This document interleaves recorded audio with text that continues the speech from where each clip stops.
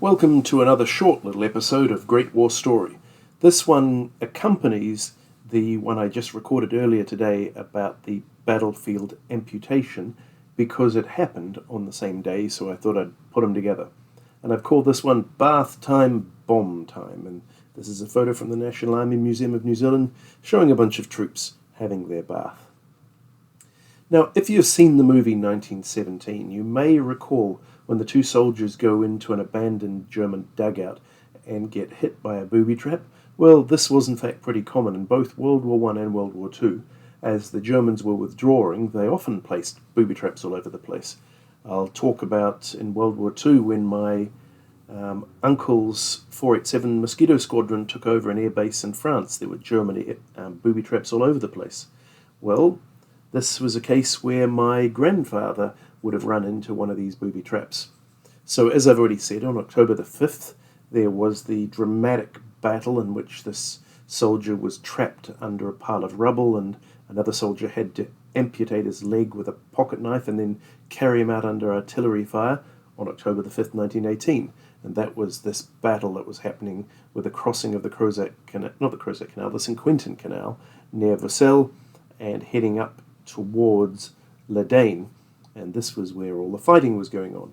But actually, of the New Zealand Machine Gun Battalion, only the Otago Company and the Canterbury Company were heavily engaged. The Wellington Company, of which my grandfather was a part, were actually pulled way off the line.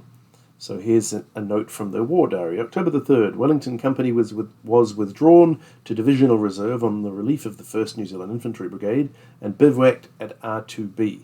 Well, this is not a trench map, this is from Google Maps, but I looked it up and placed it on the map for you, and the crescent over on the right is where all this battle was going on, and the position where my granddad's company was a good 7 miles away from the action, so largely safe from German activity, you would imagine. But then when you continue reading the entry of the war diary for that day, you read this. A party of men of Wellington Company, while proceeding to the baths, had 12 of their number wounded by a booby trap in the form of 6 stick bombs to which was attached a tripwire. Now, I don't know if that means 6 individual bombs, or it may be this interesting collection of 6 bombs attached to a single stick.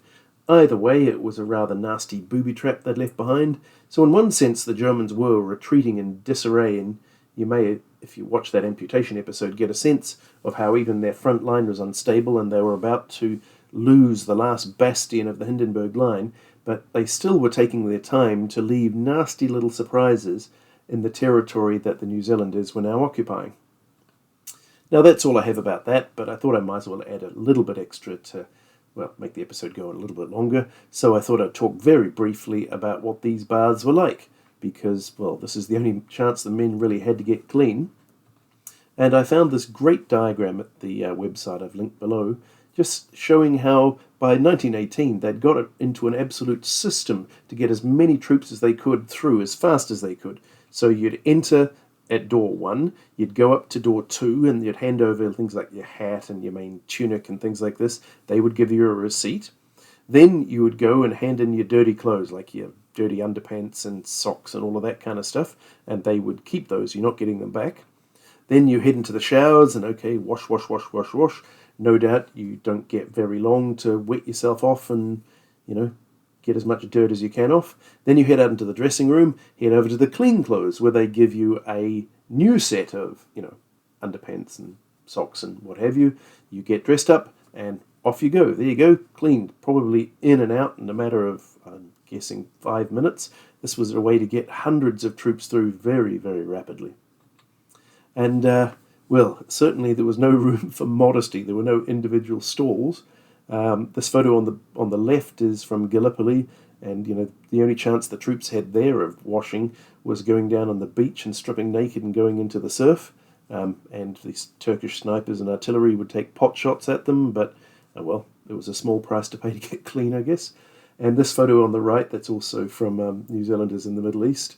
And my daughter took one look at that photo and said, "You get banned! You can't put that on YouTube! You have to put smiley faces to block out!" So I did put smiley faces to block out their naked butts. But yes, as I said, kiss goodbye to your modesty when you join the army.